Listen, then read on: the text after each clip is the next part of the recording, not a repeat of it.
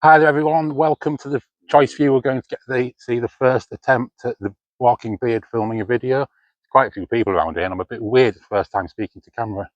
So the plan is today is basically to test out the gear. I'm using quite naff cheap gear, but we'll talk about that later on. I want to do 18 miles today, but when I planned out my route, it ended up being 24 and a half. We've got a couple of corner cuts we can do, so we'll see how it goes as it comes along. Sorry for mumbling, first time on camera. A little bit of absolute cinema for everybody here.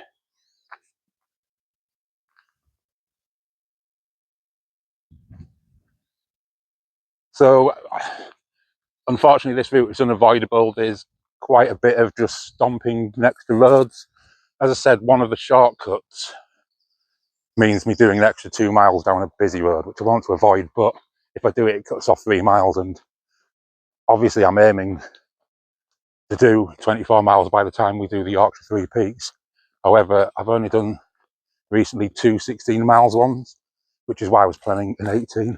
Anyway, I'll see what I go. I prefer to have absolute cinema like this than showing you guys just ridiculous busy roads. Let's get to it.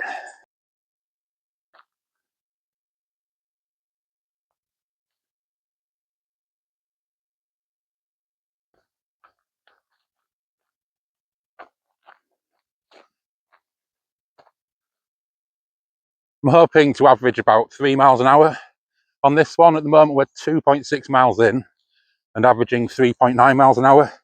But obviously you always get a quick start and things start dropping off as the miles tick over. Into the woods we go today.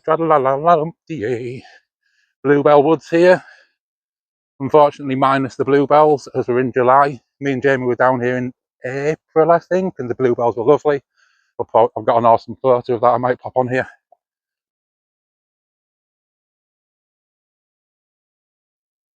As you can tell by the increased car noise, we're getting to the end of Bluebell Woods. So I'm going to be on relatively busy roads, just going into Crossgate to do a little houseplant watering favour. So what I'll do is I'll pick up some more filming after we've cleared Crossgates and probably be on Long Lane. Watering mission completely unsuccessful, but I think that the wee man is there. I think it was his car outside. So plants will get watered. Back on track, about to jump onto Long Lane. At the moment, 4.5 miles in, averaging 4 miles an hour. So the end of Long Lane, to go the longer way, which I was planning on before the route ended up being so long, it's a lot less on the roads. Obviously, you got to go through a cow field, which is annoying. But I'm going to turn right. I'm going to go up the main road to Ayton. I won't film on there because it'll be horrible. Can't have you missing out on all the main road fun. Good old traffic. So just to fill you in on this shorter cut, we'd have ended up going way over there, past the pylons, and then there's a big road along there, which goes, it's called Long Lane, it's about 2 miles, and it brings you out at the end of here where the roundabout is. To be fair, the road's not that busy today, just nice. And if you see in the background, past the village, past Ayton, we'll be going along past there, then up onto the ridge where the tree line is, then along the right, all the way to the coast. I remember when this was all fields and ours.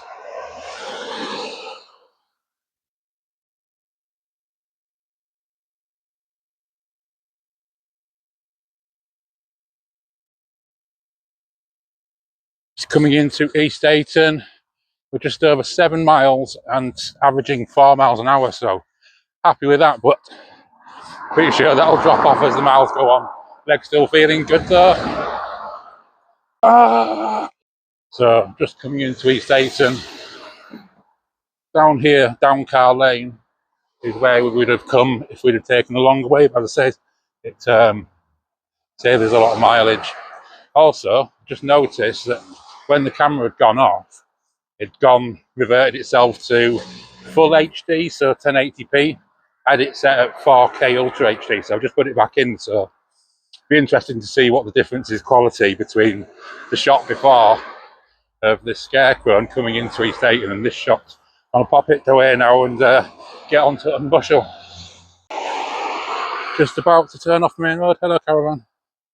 And into the unknown. This is few bits I've never walked up. It's going through Hutton Bushel and up towards Sordon, but should be a lot quieter and we'll get in some nice scenery quite soon. Touch wood. Just into Hutton Bushel now. Fruity little hill we have to take on in a moment. Looking forward to that. For the next couple of miles it's going to be flat and uphill because it's getting up onto the Tabular Hills walk along the ridge up there, so might be more huffing and puffing from me than usual. Might be interested to know when I look back at this how much the huffing and puffing comes out, because I've just done a little hill and I'm a little bit out of breath and speaking doesn't help. But yeah, the hill looks a lot steeper in person than it does on camera. Oof. Da, da, da, da, da. See you at the top. Horsey.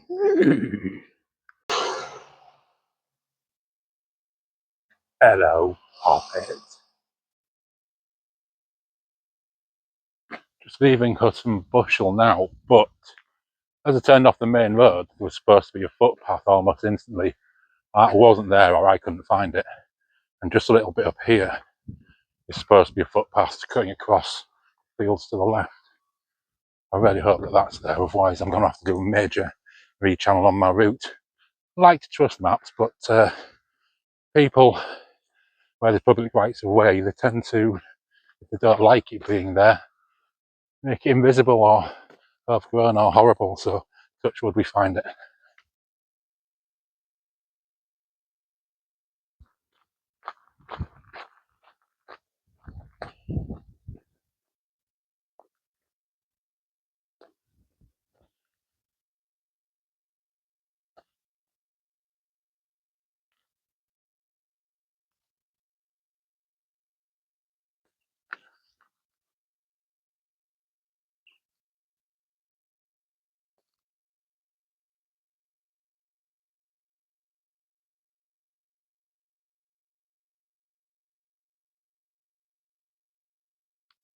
Thankfully, the path was there. Yeah, just to speak a little bit about this. Obviously, it's an experiment. It's the first time doing it. At the beginning, oh my lord, did it feel awkward. The first shot was sat on a bench just near the Mere. I started doing it and I felt really, really silly. I mean, really, really, really silly. And then halfway through what I was saying, this couple with it walking their dog just came by. And I just like shut my mouth and think, oh, what am I doing? So that's why I've not been doing that much around people, because it's a very silly, weird and unnatural thing to be doing, to be honest. I'm sure you get used to it and millions of people do it, but all good fun. And yeah, just like, again, it's just something I've had in my mind for quite a long time, but just never got around to doing it. Thought, let's just give it a go. And so the gear is quite cheap. This camera I'm using, it's a Samsung S20 FE, but it's got a 4K 60 frames per second camera on it. So in theory, the footage should be okay. But I don't know. Sorry, I thought there's someone just following me then. That should be good. The microphone, it's like 20 quid for two from Tord Amazon. Oh, just going through a little sneaky bit here. I do wonder what the sound quality is like. We tested it at home and it seemed quite good. This is with two microphones plugged in as well, but just God knows how it's going to work out. And then editing wise, I've just downloaded like a cheap ass, well, free basic editor. So I'm going to have a play with that, with this footage, and see how that comes out. Obviously, if there's something I get into, I'll get the right gear, but I think this should be almost good enough to get an idea of an edited together video, but you never know. Okie onwards. We're most definitely not in Kansas anymore, Dorothy.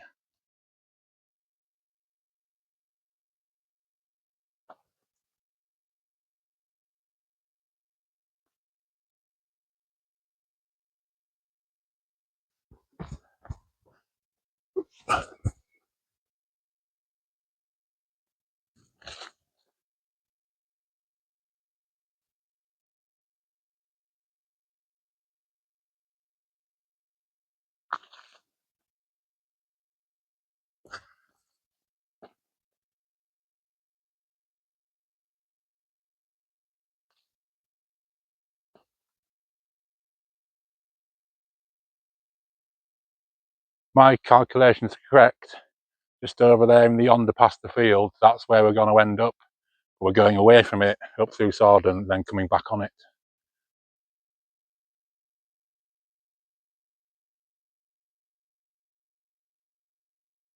I don't want to go that way. Ah!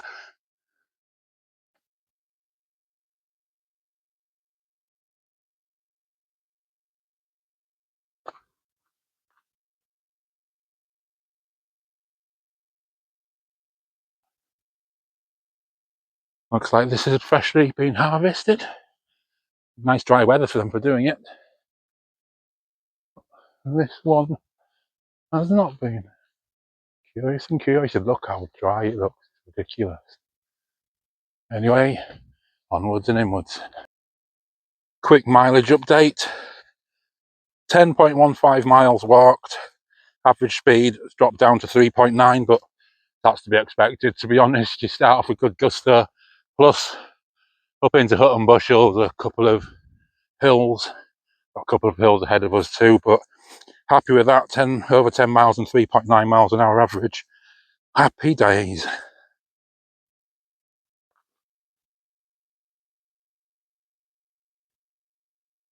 Say hello to the coos. Hello, coos. Oh, little bit. Coo chowing down on his lunch. Yummy.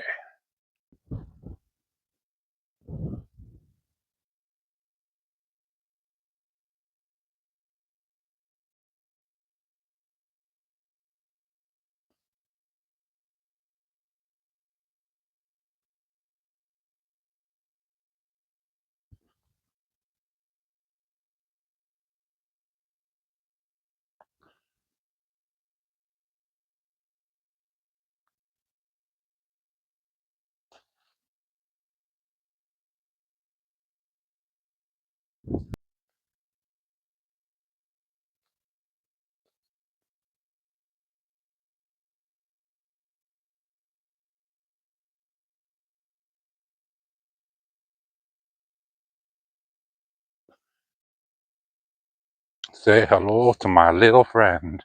Hello. Ugh. Well, just finished chugging up the hill, coming out of Sordon, wee bit out of breath. Really annoying thing happened though, and it's quite ironic because I was going to mention in the video what I'm using for navigation, which is the Oddant Survey app. It's amazing. I've used it hundreds and hundreds of times. Buy your map for £7. Well, back then, scratch off the code, stick it in. The only thing is, it doesn't update, obviously. You can also do the online option. However, I've used it so many times, just coming into Sordon, and it crashed, but it didn't just crash. There's an annoying fly interested in the camera. Sod off. No one likes you. Yeah, it crashed. So that's annoying. So closed it, restarted it, said, do you want to resume your route? Yes, I do want to resume the route. And then it started it at 00, then actually didn't start going. So every time I try to put it on, it's on for about 7 seconds, then dies, to the point that my phone is giving me Android system messages saying this app keeps crashing, put it into deep sleep to protect your device. And it's like, what the hey, yeah, Yale is going on? So annoyingly, I've lost my average mileage. I mean, obviously Samsung Health has your miles done on it, so I can still keep an eye on that.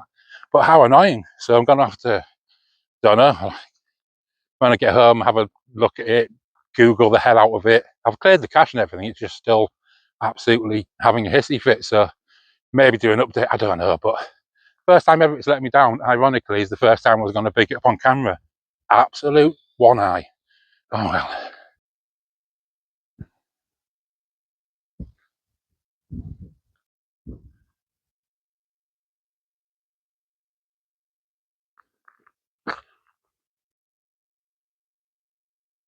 Just a little bit more of a trek now. Do this little bit at the top of the woodland, and then we'll join the Tabular Hills walk, and then it's flat, flat, flat, and a massive downhill. And I'm hoping it's still there. Last time I was up here, they'd been doing some logging, and there were the most pleasingly parallel piles of logs. Oh my lord, it's absolute cinema. I hope they're still there, so I'll get to show you.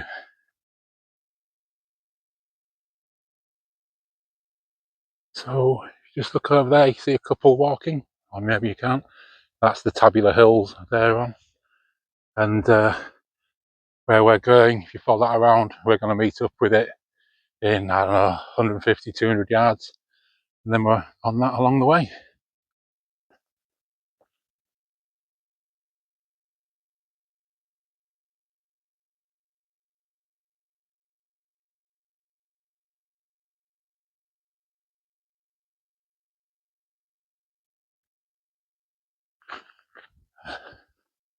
This is where we meet up and become the Tabular Hills. Oh, been a bit of a chug up a hill there, so sorry if there's any puff and puff bass noises in the microphone.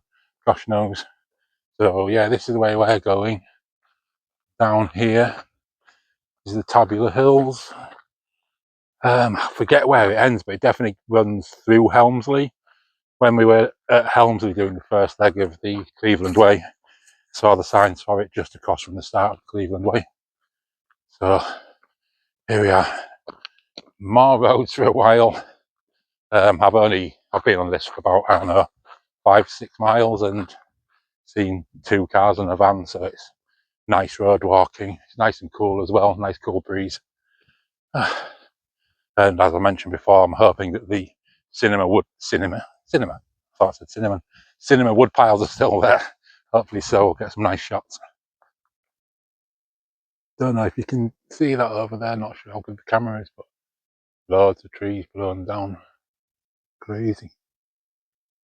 Thankfully, quite close to the end of the road, I think. The road goes off to the right and we go into the forest.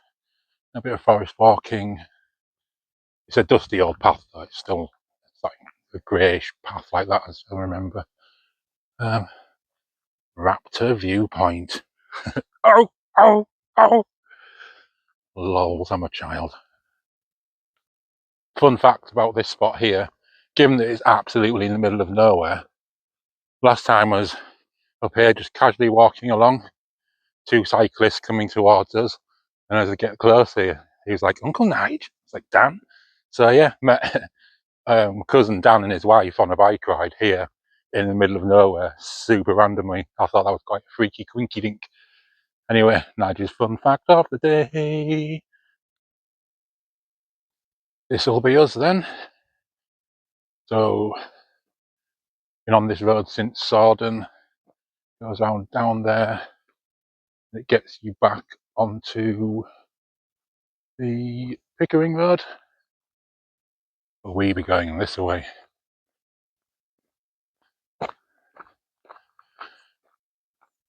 Nice different sound on your feet. It's good to get off the concrete. Luckily, we're not in a motor vehicle, so happy days. That's us just past the 15-mile mark, and have been walking for just about 4.5 hours. So that means we're still slightly above 3 miles an hour average, which is good. It's what we're aiming for. I'm not going to lie though, legs are a bit tired now. I've been snacking along the way. But yeah, legs are tired, but a good big downhill coming quite soon. I'll probably, thinking about it, get down the hill through the village along the sea cut. That'll probably be another 3.5, 4 miles, and then calling the cavalry to pick me up in Scorby.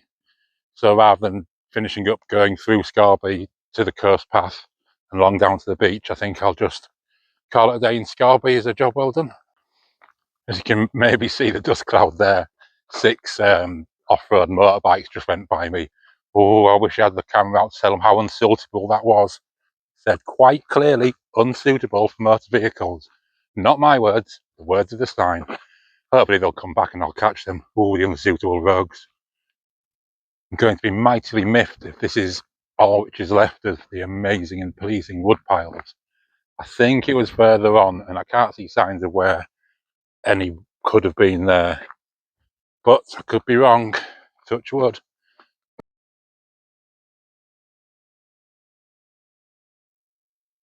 Tell me you're a steep hill without telling me you're a steep hill. I'll go first.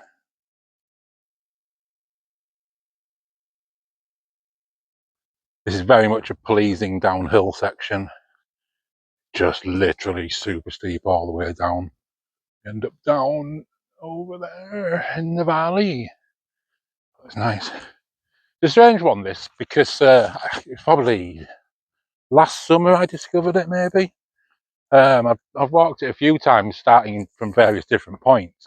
You never see anybody on it, and it's just like, it's really nice. You get a lot of open fields. Yeah, there's a lot of road walking, I suppose, but open fields, bit through woodland, all good stuff. And yeah, never see anybody on it. I haven't seen a single walker since Hut and Bushel. I saw one person in the village in Sordon, but people live in the village in Sordon, don't they? Oh my lord, the camera makes it look like it's almost flat. This is so silly steep. I would not like coming up it. I probably actually should try coming up it as practice for the Three Peaks, but I shudder at the thought of doing that at the moment. See if it opens up into a better view of the valley.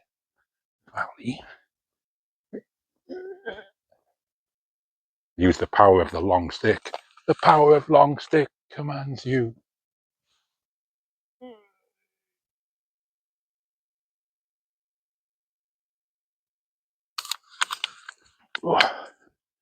So yeah, down here in the village, nice view along the forest line. That just there in the distance is Raincliffe Woods. So when we get down to where I'm going to turn to the sea cut, I'll turn left. You can go straight on and get up onto Lady Edith and up into the woods there. I'll get a better shot of it from when we're down in the valley floor. The village will start coming into sight as we get around this corner. And lovely little village, nice place to live. Spot of tennis, anyone? What? Yeah, it's just a nice, quiet place. Bet you absolutely get snowed in winter though. I mean, there's not a chance you're getting out of that hill if there's been any snow whatsoever.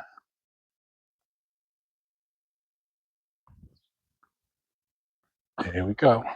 I haven't looked at the map because it keeps crashing, but I'm pretty sure we turn right. Absolute cinema cottages. All right. And again in the background, that's Raincliffe Woods starting to appear. I'm going to put you down and check the map. Lovely little stretch of the River Derwent here. Very nice.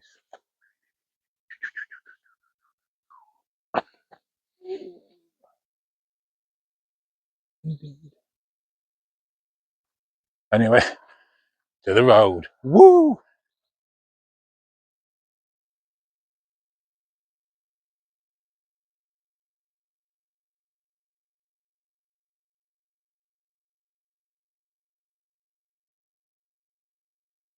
Right, so let's talk hydration. The whole point of this is building up to doing the Three Peaks. So, sort of pack my bag thinking of doing the Three Peaks. Today I did 3 litres of liquid, so 2 litres of like isotonic liquids and 1 litre of water. I've just finished the last isotonic and I've got a full 500ml bottle of water left. Got about 2.5 miles to where I'm going to jump off. I'm going to jump off at the sea cut in Scorby, and that will be just about 19 miles. I imagine I'll scull that water by then, so that's 19 miles. The Three Peaks are another 5 miles on top of that. Probably 6 by the time you're dicking about running back for the camera if I'm going to take it. So I would probably say I'd take 4.5 litres just to be sure. But having said that, there is an a converted barn 2/3 of the way around. It's got a hot and cold drink machine, vending machine. So do I go belt and braces and carry the extra 1.5 kilos all the way? Do I take the Gary gamble that there's still drinks left in there? I know it's something to think about, but with the 3 litres in, the other bits and bobs in my backpack not being heavy anyway, there won't be that much extra in my pack doing the actual challenge. There'll be like my mini first aid kit, but that'll weigh half a kilo at max. I'll probably think I'll do it in long trousers, but I'll stick some shorts in the bag as well and a spare top in case it gets sweated out. So there's plenty of room in the bag to do it, but it's just, you know, take what you need. Food wise, I've brought plenty of food. I've been nibbling, but I've still got more than half of the food I brought with me out here, not hungry. Legs, fine. Admittedly, this isn't as hilly as the famously hilly Three Peaks, but yeah, they're fine. I'm only jumping off at the Seacut because I've just had enough.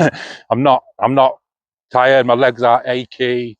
I've got a little bit of a niggle in my right hip, but nothing that bad. I could go on and do the extra miles, but it's just easier just to jump off there, I think. As I said, the plan today was to do 18 miles. It just happened when I did the route, it ended up being longer. So I'm more than happy that I've not only done the 18 miles, but done an extra mile on top of that. So 19 in the bag. Pretty sure that I could do the challenge tomorrow, but I still want to build up. I still just want to get quite a lot of these closer to 20s, get a couple of 20s in ideally. But no, all is good. I'll come back to you on the Seacut with a kit review. What a beautiful, charming bridge. What? No, so here we go. It's the Seacut, which we shall follow. Remember the way down. Maybe we get on it later on. Yep, that's the one we'll be following. There it is. So yeah, if you follow this road, it goes around the corner, then up the hill, and that's Raincliffe Woods. You can jump in, go across, and end up down at the mere. Not the mere we were at this morning though, the other mere chuff. Gosh, it's a wee bit overgrown here. Sorry about that, technical difficulties. Yeah, the phone battery died. So yeah, quick sum up. So the technology side of it, as I say, the phone died, but it died after 5.5 hours. And the thing is, it's an old phone anyway. It's been in a drawer. It's 6 years old, and on the headphones, microphones, they're very much beginner ones. Mega easy to use. You don't have to pair them. But what it is the receiver for them plugs into the USB from the phone, so it charges off the phone. So that's been drawing the power as well. As I say, this is just sort of proof of concept. Get away with the minimum spend on everything. I mean, it's not an issue because I've got my other phone as well. And now I know that it last 6 hours. What I can do is use it for a few hours. I've always got my power bank on me. This is why it's charged now. And just swap it over, give it a couple of hours charge, swap them back over. The microphones, dead easy to use. They're aimed at beginners. Still don't know what the sound quality is going to be like. We'll find out when we get it loaded up and have a mess about on the edit. But yeah, mega easy to use. This is now the second one. The first one went out of battery at about 4 hours, which is good going. But I will say, I've had it on all the time, turned on, just because then I can just literally press play, press record, and it's ready, rather than having to turn the mic on, blah, blah, blah. So, I mean, you could be more canny with the batteries there. So, like, for 20 quid, they're all good. I mean, it's going to be a pain getting back home because you need to charge the 2 headphones, you need to charge this phone, you need to charge the selfie stick, because the selfie stick's wireless so that you can press start and record. But otherwise, enjoy the technology. You like the selfie stick too. Nice bit of fun. Chat in a second. And what about the experience? I've got to say, at the beginning, it was very, very strange and awkward. It's a lot less awkward now. I mean, it's obviously I'm not coming off natural. I'm mumbling and stumbling over my words, yada, yada, yada. Will I be embarrassed when I watch the footage back? Possibly. Will it be weird listening to my voice? Because it's always weird listening to your recorded voice. Definitely. Would I be ashamed sharing it with a few select people? Absolutely not. I hope there's some fun bits in it. If not, the people I'll be letting see it, the sort of people will say, I like this bit, that bit was dodgy, don't do that bit ever again. Stuff like that, which would be great to hear, but I've just been, you know, turn it on, waffle for a bit. It's got a few nice shots in there, dicked about with some little things which will either work or won't work, you never know. But yeah, all in all, enjoyed it. It's now 5 to 3, set off at 9, so we're just about finished, so that'll be 6 hours to do 19 miles. So hit the target of 18 miles plus a mile, hit the target of averaging 3 miles an hour, just over. So all in all, really enjoyed it. Right, see you in the next one.